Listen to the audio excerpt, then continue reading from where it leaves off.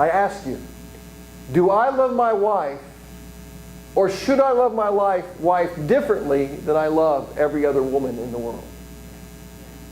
Does it mean that I don't love every other woman in the world? No, I should show love to every woman, man in the world. I should be caring, I should be kind. But it doesn't mean that God, in His fathomable wisdom, has established a relationship with those who would believe in Him.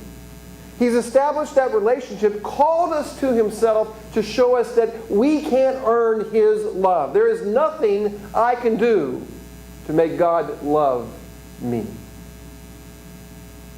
See, a lot of people, they'll get to the end of their life and they think that, oh, if the scales are tipped in my favor, then I'm in. Or if the scales are not tipped in my favor, then I'm going down. No, that is not the way it is for believers. In fact, the only way that scales will ever tip in your favor is if on those scales are not your works, but the work of Christ Himself imputed to your account.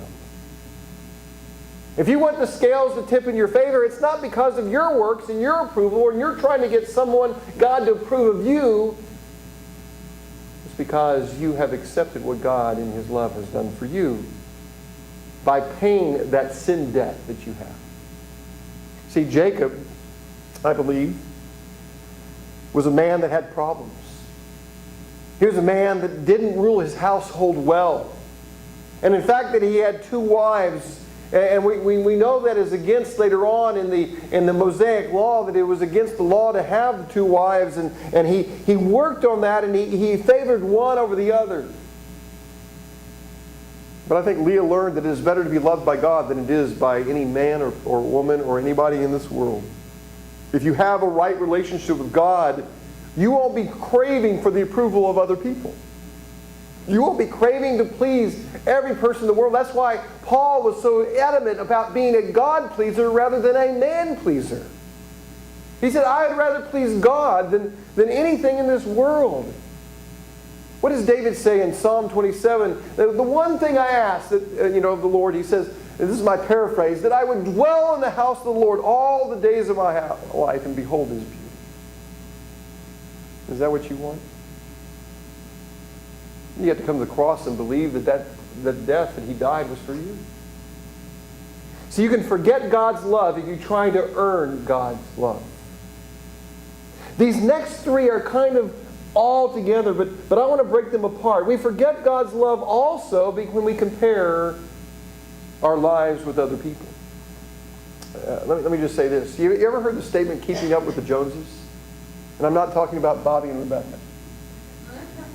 I'm talking about, someone gets something new next door and you have to get something new, and you're constantly comparing yourself with other people. And when you're constantly comparing yourself and you're constantly doing that, you tend to end up blaming others. Look at what happened when Rachel started comparing herself with Leah. Look at this, verses 1 through 8 of chapter 30 of Genesis. It says, when Rachel saw that she had borne no children, she envied. I think a better word there is jealousy. But she envied her sister. She said to Jacob, give me a children or I shall die. What did Jacob do? Sure, he said. No, he didn't say that. It says in verse 2, Jacob's anger was kindled against Rachel, and he said, am I in the place of God, who has withheld from you the fruit of the womb? Then she said, here is my servant Bilhah. Go into her, so that she may give birth on my behalf, that even I may have children through her. So he gave him her servant. So she gave him her servant Bilhah as a wife, and Jacob went into her, and Bilhah conceived and bore Jacob a son. Then Rachel said, God has judged me, and also has heard my voice and given me a son. Therefore she called his name Dan. Rachel's servant Bilhah conceived again and bore Jacob a second son, and Rachel said, with mighty wrestlings I have wrestled with my sister and have prevailed. So she called his name Naphtali. She's looking at her sister Leah. And one of the things she is doing, the first thing she did is she goes to Jacob and she blames Jacob for her barrenness. And Jacob gets angry. And he says, listen, your problem is not with me. Your problem is with God. Am I God who's closed your womb? What does he say in verse 2? Back in verse 2 he says, am I in the place of God who has withheld from you the fruit of the womb? He says, you need to take this up with God. You know, you're looking at what God has done in Leah's life, and you're looking at that, you're comparing itself, and you're trying again to earn something from me, and you're trying to blame me for the problem. See, people do that with God as well.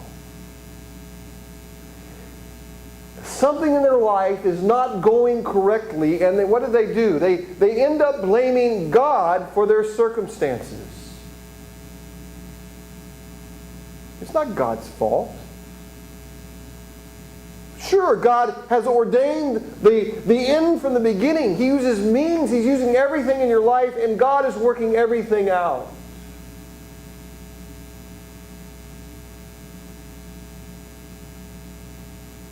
But when we blame God and we put God on trial and accuse God of doing something that is wrong, we are on dangerous ground.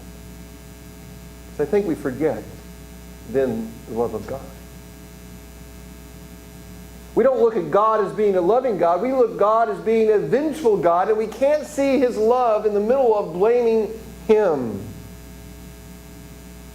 Jacob became mad, and I think that was his attitude at the time. His spiritual attitude lashed out at her. But remember Jacob versus Isaac. Isaac, what did he do when his wife was barren? In chapter 25 of Genesis, he prayed.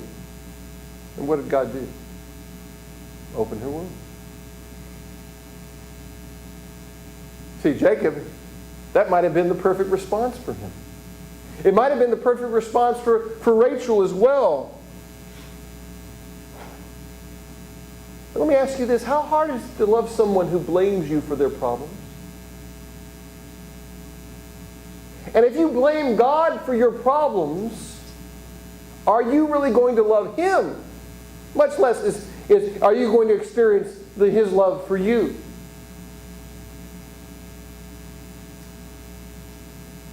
And I want you to look at a particular word in verse 30. The reason why there was competition or there was comparison is because she became envious. She was envious, it says, of her sister. She looked across and saw her sister with children that she desired. Now, there's a difference. Do you know the difference between envious and jealousy? They're almost just alike, aren't they?